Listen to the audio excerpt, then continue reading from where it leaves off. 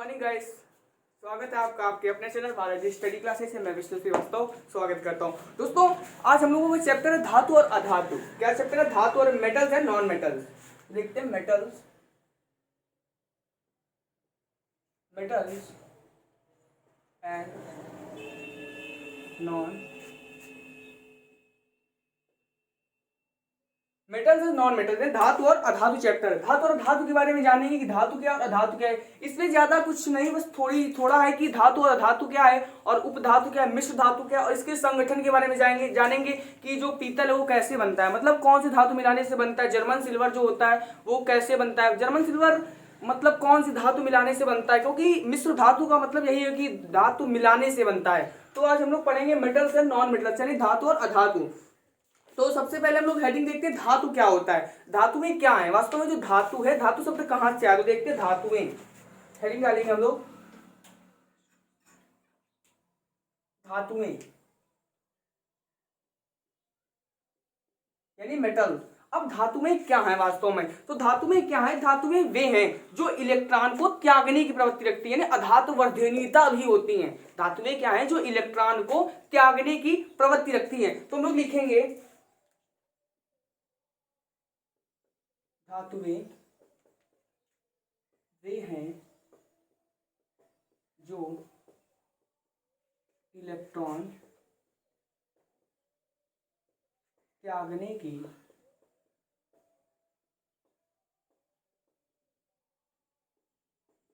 प्रवृत्ति रखती है।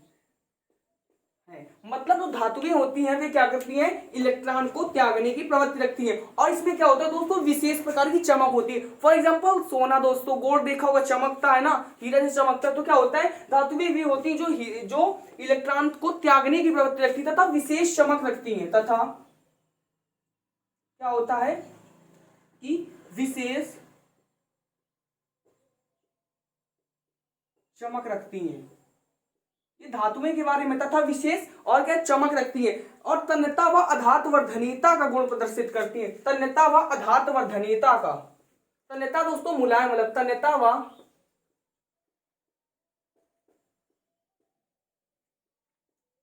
अधातु वर्धनीयता का, तन्यता व अधातु वर्धनीयता का क्या रखती है, गुण रखती है।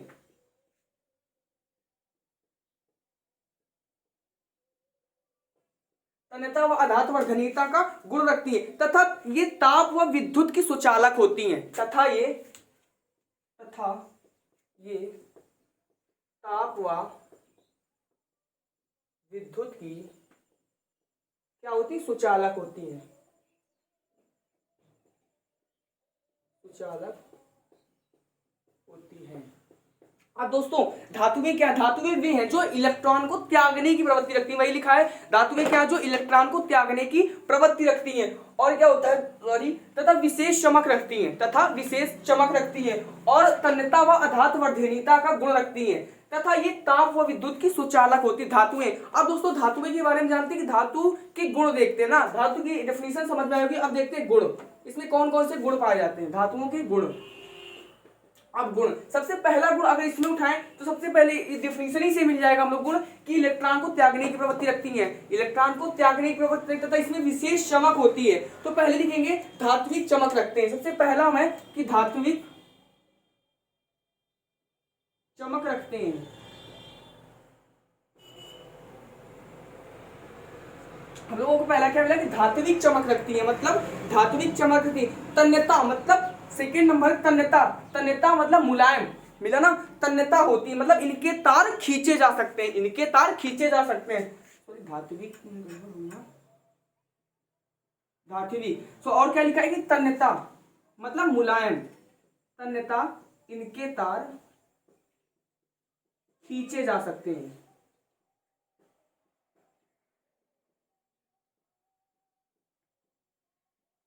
तन्यता सेकंड नंबर क्या हुआ, तन्यता इनके तार जो हैं खींचे जा सकते हैं। अधातु वर्धनीयता मतलब, अधातु वर्धनीयता का मतलब दोस्तों होता है कि हथौड़े से पीटने पर चादर की भांति क्या होती है, फैल जाती है। तो थर्ड नंबर क्या मिला, अधातु वर्धनीयता,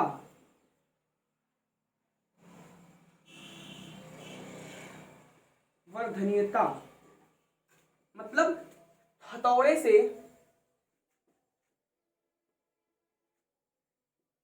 पीटने पर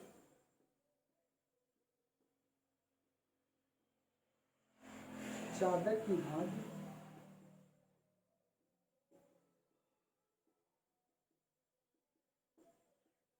फैल जाती हैं। मतलब क्या हुआ, धात्विक चमक रखती हैं, तन्यता इसके तार खींचे जा सकते हैं, अधातुवर्धनीयता हथौड़े से पीटने पर चादर की भांति फैल जाती है। और क्या हुआ, ताप हुआ विद्युत की। अब देखिए क्या मिला, धातु के इलेक्ट्रॉन जो त्यागने की प्रवृत्ति रखती है। पहला नंबर हम लोग को अगर डेफिनेशन याद है, गुण याद है तो हम लोग डेफिनेशन बना लेंगे। विशेष चमक होती है, ठीक, ये पॉइंट मिला।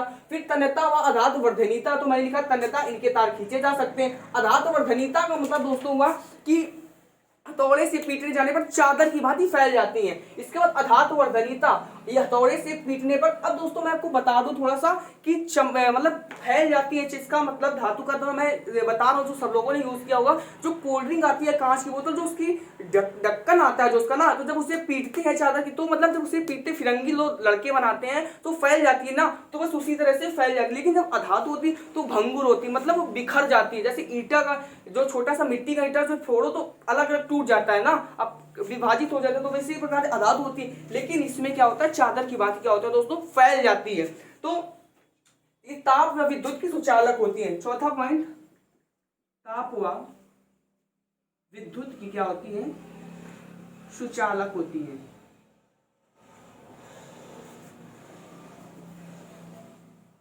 ताप व विद्युत की सुचालक होती हैं। और दोस्तों मतलब समझ में आया कि क्या होता है, ताप व विद्युत की सुचालक होती है। अगला देखते हैं, अगला पॉइंट, इसे साफ कर दे रहा हूं, नोट कर लीजिएगा आप लोग। अगला है कि धनायन बनाने की प्रवृत्ति रखती हैं। क्या होता है दोस्तों, धनायन बनाने की प्रवृत्ति रखती है। 5वां नंबर है अपना, कि अभी तक था कि चौथा नंबर था ताप व विद्युत की सुचालक होती है, धनायन बनाने की प्रवृत्ति रखती है। इसका मतलब क्या होता है, 5वां नंबर है, धनायन बनाने की प्रवृत्ति रखती है। मतलब जो धातुएं होती हैं वे धनायन बनाने की दोस्तों प्रवृत्ति रखती हैं। तो धनायन बनाने का मतलब आपका हुआ कि एक चार्ज लिया Na का, मतलब सोडियम यानी, और इसमें क्या हुआ, Na के ऊपर प्लस का चार्ज होता था, तो धनायन एक इलेक्ट्रॉन इसे दिया और क्या हुआ, Na के ऊपर प्लस का चार्ज हुआ। मतलब धनायन बनाने की प्रवृत्ति रखती है। एक इलेक्ट्रॉन मतलब दे रही, तो Na के ऊपर प्लस का चार्ज हो गया। और दोस्तों Mg होता है मैग्नीशियम, ये क्या होता है आपका, सोडियम होता है, सोडियम यानी, और ये क्या होता है, मैग्नीशियम। लिख लीजिए आप लोग, सोडियम, ये दोस्तों मैग्नीशियम, मैग्नीशियम। और Mg के ऊपर क्या होता है दोस्तों, प्लस का 2 चार्ज होता है, प्लस का 2 चार्ज, माइनस का 2 इलेक्ट्रॉन दिया, तो इधर क्या हुआ दोस्तों, Mg के ऊपर 2 प्लस का चार्ज हो गया, ठीक है ना। और एल्यूमिनियम Al, तो लिखेंगे क्या होता है, एल्यूमिनियम, वही दोस्तों एल्यूमिनियम है जो मैंने कल बताया था, पोटास एलम, K2SO4 Al2SO4 की होल क्रॉस 24H2O जो पोटास एलम बताया था, ठीक है ना, एल्यूमिनियम। तो इसमें क्या हुआ, इलेक्ट्रॉन दे रहे, मतलब Al के ऊपर प्लस का 3 चार्ज होता है, तो 3E माइनस, तो क्या हुआ दोस्तों, माइनस, तो Al3 प्लस का चार्ज। समझ में आया, आशा करते हैं समझ में आया होगा। क्योंकि धनायन बनाने की प्रवृत्ति रखती है ना, तो Na के ऊपर मतलब एक इलेक्ट्रॉन देंगी तो Na के ऊपर प्लस का चार्ज होगा, क्योंकि धनायन बनाएंगी निश्चित है। तो Mg के ऊपर प्लस का 2 चार्ज होता है, एल्यूमिनियम के ऊपर प्लस का 3 चार्ज होता है, तो मतलब 3 चार्ज होता है, तो 2 मतलब दे रहे हैं और 3 इधर से दे रहे हैं, तो Al के ऊपर 3 का प्लस का चार्ज हो गया। अगला दोस्तों 5 हम लोगों का 6 नंबर है, 6 नंबर है कि वायु के संपर्क में ऑक्साइड बनाते हैं, वायु के संपर्क में ऑक्साइड बनाते हैं, वायु के संपर्क में ऑक्साइड बनाते हैं।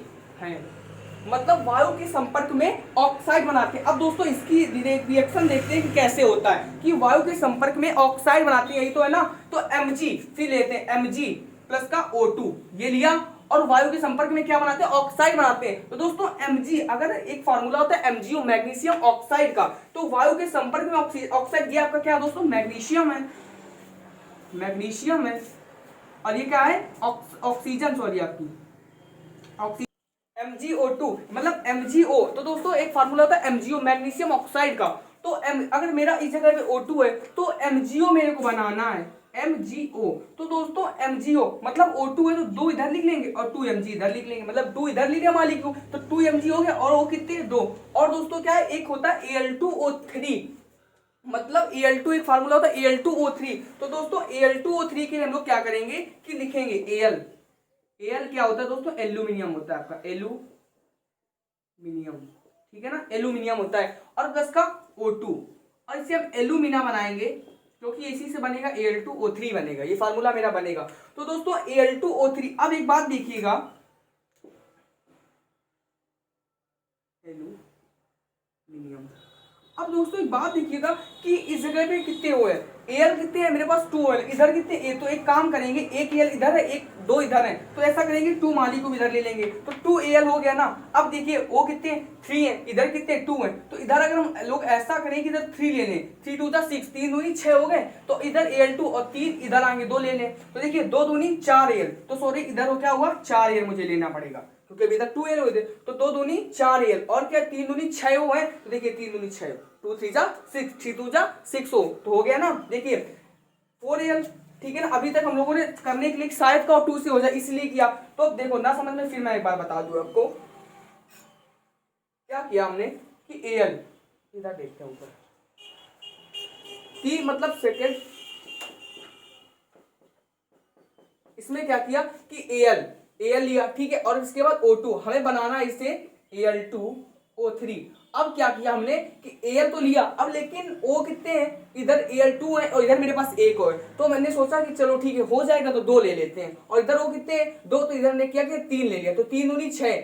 अब क्या हुआ 3 दूनी 6 हो गए, तो आगे क्योंकि 2 Al है तो अब करना पड़ेगा, तो आगे 2 लेंगे, क्योंकि 3 दूनी 6 ओ तो बराबर करना है ना, इक्वल करना है। तो अब ओएल एल मेरे दोस्तों एल्यूमिनियम जो 4 बनना है, तो 2 हटा के हम लोग क्या करेंगे यहाँ पे 4 लेंगे। अब देखिए ये रिएक्शन लोगों की सही हो गई क्योंकि 4 एल तो 2 दूनी 4, 4 एल 3 2 जा 6 यानी 6 हो, ये हो गया ना पॉइंट अपना। अब 7 नंबर पॉइंट है, साफ करके देखते हैं, समझ में आ रहा है दोस्तों, अगर समझेंगे तो बहुत अच्छा चैप्टर धातु और धातु, बस कुछ पॉइंट है याद करिएगा, पेपर में आ जाता है, आ सकता नहीं, आ सकते हैं क्वेश्चन की संभावना रहती है कि धातु और धातु से एक क्वेश्चन आपको जरूर देगा, पेपर में देखने को जरूर मिलेगा। अगला है कि हाइड्रॉइड बनाते हैं, क्या है हाइड्रॉइड बनाते हैं जो प्रायः स्थायी होते हैं। अगला नंबर है 6 नंबर है शायद, 7 है, हाइड्रॉइड बनाते हैं जो प्रायः स्थायी होते हैं, जो प्रायः क्या होते हैं स्थायी होते हैं। मतलब दोस्तों हाइड्रॉइड बनाते हैं तो Na प्लस का H2 ये लिया, तो हाइड्रॉइड बन जो प्रायः तो इससे फार्मूला बनेगा मेरा NaH बनाया दोस्तों। अब फिर वही बात आ गई कि मेरे पास 2 H है, इधर मेरे पास 1 H है, तो ऐसा तो NaH2 तो कर नहीं सकते ना, NaH2 तो कर नहीं सकते, तो उससे एक काम करते हैं हम लोग कि आगे 2 ले लेते हैं, ठीक है ना। तो ये हो जाएगा सोडियम हाइड्रॉइड का फार्मूला आपका, पहले लिख लेते हैं सोडियम, फिर इक्वल करेंगे सोडियम हाइड्राइड का। तो दोस्तों NaH2, अब क्या हुआ कि मुझे 2 मॉलिक्यूल आगे लेने पड़ेंगे क्योंकि मेरे पास 2 Na दिख रहे हैं, तो हमने क्या किया 2 Na ले लिया आगे। तो देखिएगा Na 2 Na और H2 कितने 2H है ना, तो 2H हो गया और 2 Na सोडियम हाइड्राइड। अगला दोस्तों है कि Ca, अगला है कि Ca प्लस का H2 ये लिया, और फार्मूला बनाना है तो ये डायरेक्ट बनना है CH2, ये क्या होता है, ये होता है आपका कैल्शियम हाइड्रोक्साइड का फार्मूला होता है, कैल्शियम हाइड्रोक्साइड का फार्मूला होता है CaH2, और NaH होता है सोडियम हाइड्रोक्साइड का फार्मूला होता है। तो क्या हुआ अगला पॉइंट कि हाइड्राइड बनाते हैं जो प्रायः स्थायी होते हैं, ठीक है ना दोस्तों। अब देखते हैं हम लोगों का अधातु क्या होता है, 7 पॉइंट लिख दिए आप लोग, 6 या 5 पॉइंट लिख दिएगा कोई दिक्कत नहीं। अब देखते हैं अधातु क्या होते हैं, धातु के बारे में अच्छे से जाना, अब अधातु पढ़ते हैं। तो अधातु जानते हैं, अधातु क्या होता है कि अधातु इलेक्ट्रॉन को क्या लिखा है कि ग्रहण करने करके ऋणायन बनाने की प्रवृत्ति होती है, इनमें प्रवृत्ति नहीं होती है, सॉरी प्रवृत्ति यहां से है नहीं होती है, इनमें धात्विक चमक तथा अधातु वर्धनीयता भी नहीं होती है, इनमें अधातु इलेक्ट्रॉन के ऋणायन बनाने की प्रवृत्ति रखती है, सॉरी है और इनमें धात्विक चमक तन्यता नहीं होती है। क्या है, इनमें धात्विक चमक नहीं होती है और क्या है कि ये भंगुर होती हैं, ये भंगुर होती हैं। और ग्रेफाइट को छोड़कर, मतलब ग्रेफाइट दोस्तों आपका क्या है कि ग्रेफाइट आपका अधातु है। मतलब ग्रेफाइट बहुत ही बेकार का, सब लोग ग्रेफाइट देखता होगा, जो पेंसिल होती है ना, जो बहुत ही चलती, नटराज हो गई, कई सारी चलती, तो पेंसिल की जो नोक होती है ना, वो वास्तव में ग्रेफाइट बहुत ही बेकार का ग्रेफाइट होता है, ये समझिएगा, बहुत ही बेकार का ग्रेफाइट होता है। तो मतलब अधातु में इलेक्ट्रॉन गैर की प्रवृत्ति रखती हैं और इसमें क्या, इनमें धात्विक चमक व तन्यता अधात्वर्धीनता नहीं होती। अब याद कैसे करेंगे दोस्तों, याद करने की ट्रिक ये कि इनमें धात्विक चमक नहीं होती है, धातु में क्या होता था, ठीक है। इनमें तन्यता यानी मुलायम नहीं होती, वो मुलायम होती थी और ये मतलब इनके तार खींचे जा सकते थे। जैसे सबसे ज्यादा धातु पर प्रत्यास्थता की बात आ जाती है ना, मतलब बढ़ना, प्रत्यास्थता का मतलब होता है बढ़ना।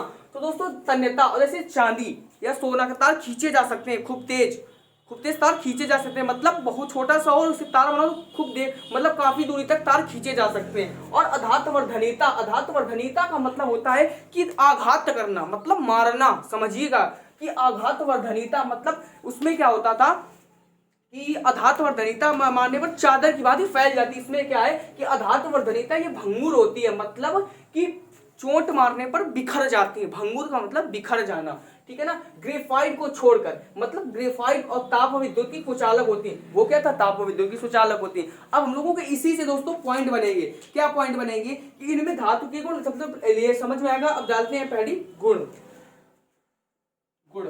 सबसे पहला दोस्तों गुण क्या, इसी से देखिएगा, पहला गुण है इनमें धातुओं के गुण, जैसे धात्विक चमक, इसमें धातुओं के गुण लिखेंगे, इनमें धातुओं के गुण, अब दोस्तों धातुओं में गुण क्या होता था कि चमक, ठीक है ना, चमक यानी ऐसा लिखेंगे विशेष चमक, ठीक है ना, विशेष चमक। और क्या इसी से बनाते हैं तन्यता, मतलब मुलायम, और क्या आघातवर्धनीयता,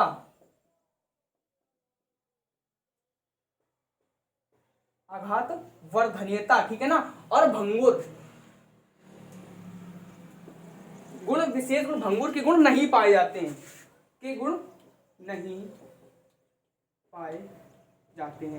अब हम लोगों को पहला पॉइंट क्या मिला कि इनमें धातुओं के गुण विशेष चमक, तन्यता, अधात्वर्धनीयता, भंगुर के गुण नहीं होते हैं। और क्या होता है कि भंगुर होते हैं लेकिन चोट मारने पर बिखर जाते, भंगुर नहीं होते लेकिन भंगुर। अब यहां से अब ये मत समझिए कि भंगुर नहीं होते फिर बता रहे भंगुर होते हैं, इसमें धातुओं के गुण लिखा है ना, याद रखिएगा, धातुओं के गुण नहीं पाए जाते हैं या धातुओं के गुण नहीं होते, ऐसा लिख लीजिए, धातुओं के भंगुर नहीं होते हैं, ये लिख लीजिए, सही रहेगा। अब क्या होता है, भंगुर होते हैं, मतलब भंगुर होते हैं और चोट मारने पर बिखर जाते हैं, भंगुर होते हैं, चोट मारने पर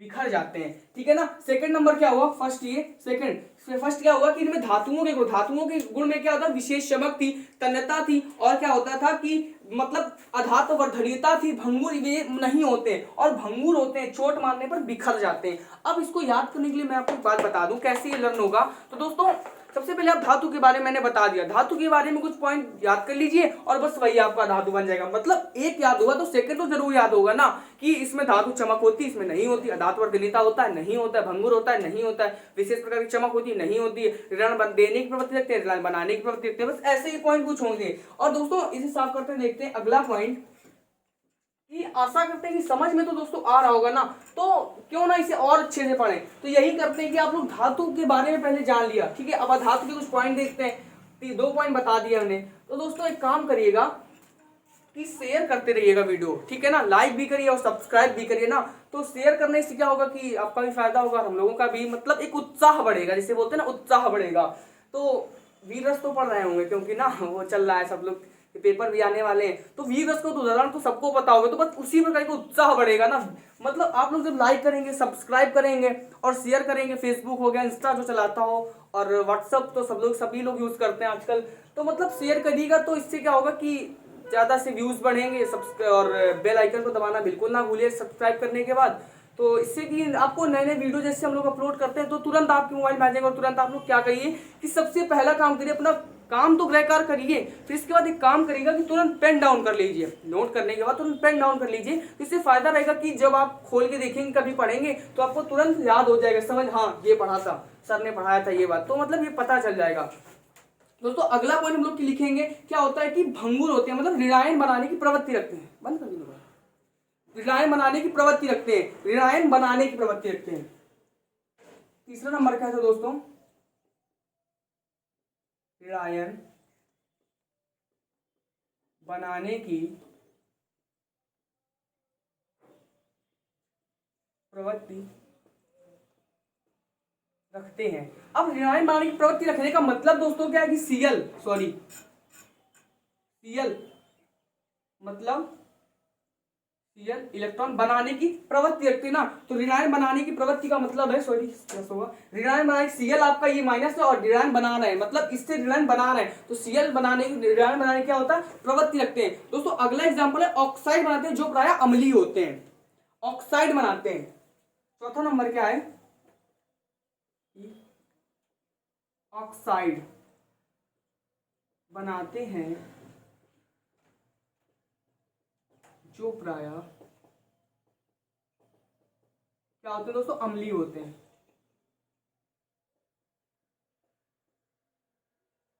मतलब ऑक्साइड जो प्राय अम्लीय होते हैं, जैसे कि दोस्तों एग्जांपल एस, सल्फर प्लस का oxygen O2 is equal to SO2, ठीक है ये बना।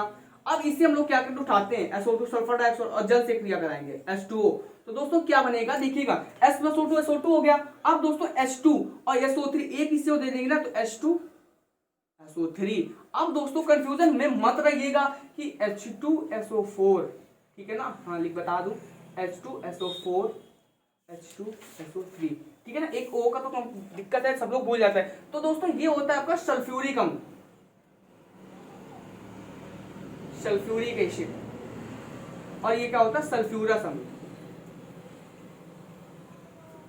सल्फ्यूरस अम्ल। तो मतलब 4 होगा तो रिक होगा और H2SO3 हो तो रस होगा, यानी H2SO3 तो सल्फ्यूरस अम्ल, सल्फ्यूरस अम्ल। तो 4 पॉइंट ये हो गए। अगला क्या है कि हाइड्रॉइड बनाते हैं जो प्राय वाष्पशील व स्थायी होते हैं। अगला है कि हाइड्रॉइड बनाते हैं जो प्राय अम्लीय व स्थायी होते हैं। हाइड्रॉइड बनाते हैं दोस्तों,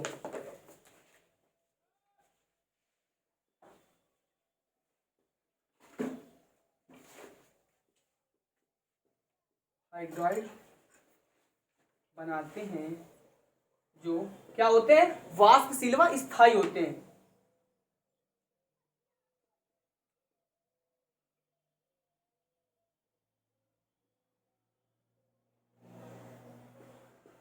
अब इसका एग्जांपल लेते हैं, क्या होगा?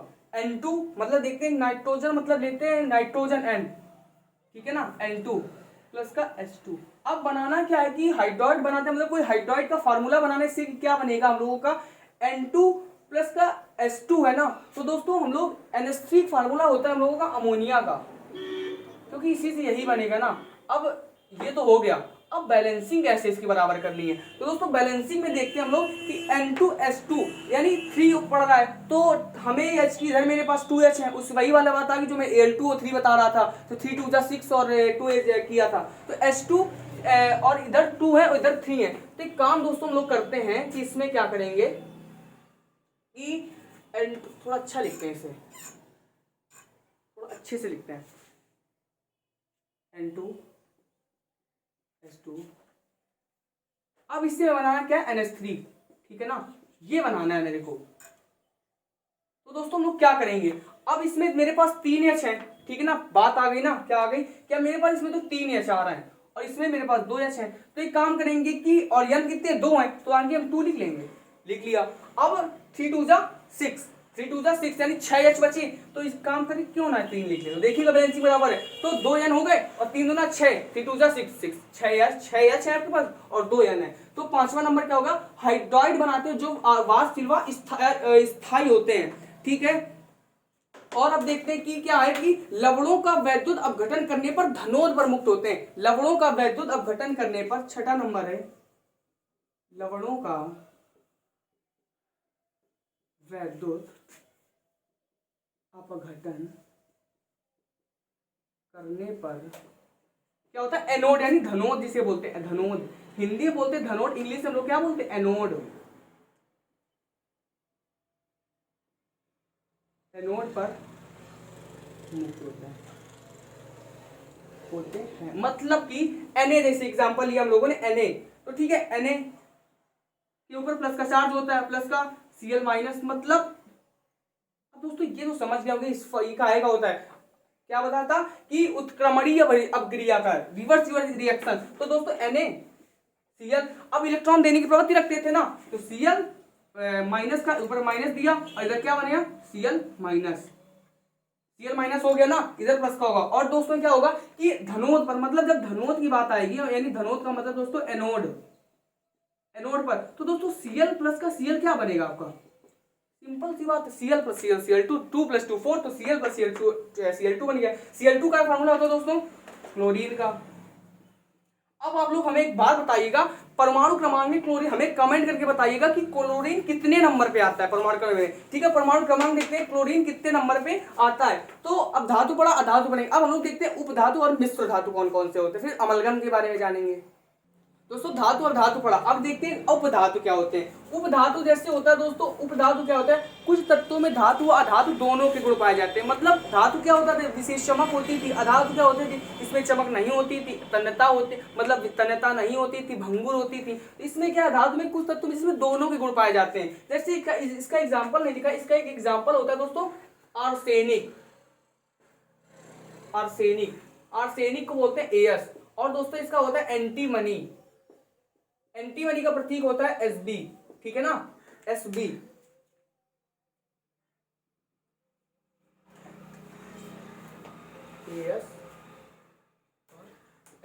ठीक है ना, एंटीमनी।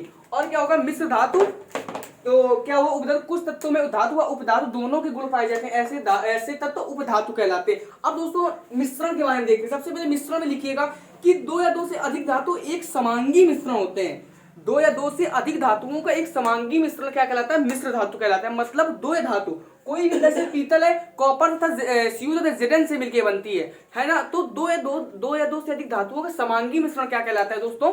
मिश्र धातु कहलाता है। अब जैसे देखते हैं हम लोग पीतल, तो जो पीतल है आपका, कि पीतल की किन 2 धातुओं से मिलके बना होता है? तो पीतल आपका Cu और Zn से मिलके बना होता है, ठीक है ना, Cu और Zn से मिलके आपका पीतल बना होता है। अब पीतल का यूज कहाँ करते हैं? ये आपका पड़ा है मिश्र धातु, कॉम्पोजिशन यानी संगठन पड़ा है आपका, यूजेस यानी उपयोग पड़ा है, और ये मिश्र धातु दोस्तों पीतल।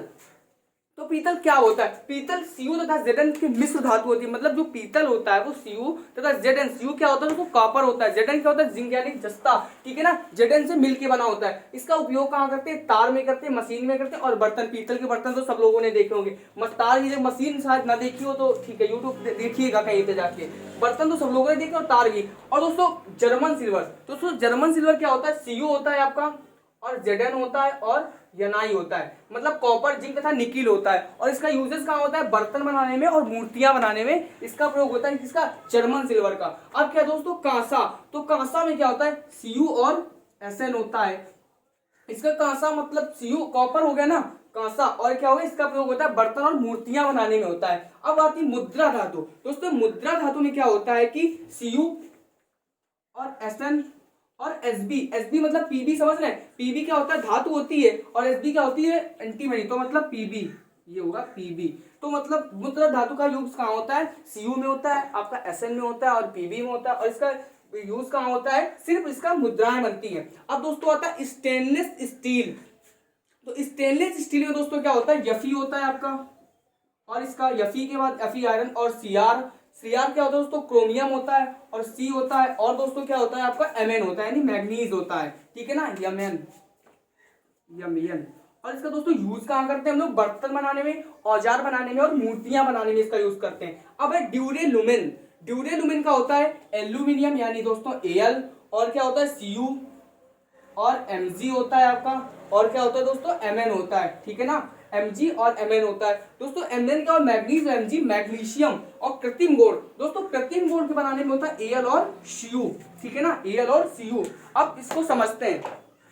समझने के लिए क्या करेंगे हम लोग कि दोस्तों पीतल, फिर एक बार बता देता हूँ, पीतल में कॉपर तथा जिंक इसका यूज होता है मशीन और बर्तन बनाने में। कांसा, जर्मन सिल्वर CuZn और Na इसमें मिला दिया तो क्या बन जाएगा, बर्तन और मूर्तियां।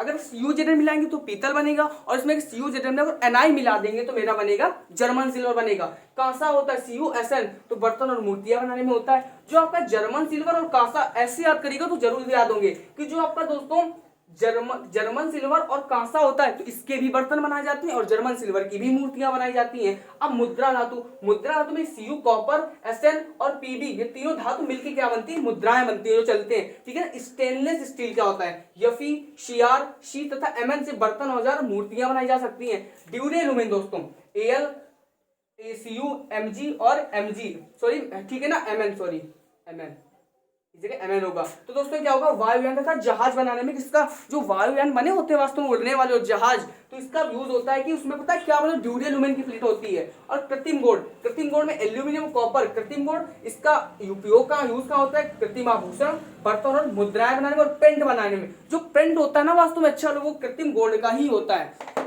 दोस्तों आज हम लोगों का चैप्टर था धातु और अधातु। इस वीडियो में हम लोगों का धातु और अधातु चैप्टर पूरा कंप्लीट हुआ। धातु और अधातु, उपधातु, मिश्र धातु के बारे में लिख लीजिएगा। मिश्र धातु की दो या दो से अधिक धातुओं के समांगी मिश्रण को मिश्र धातु बोलते हैं, ठीक है ना।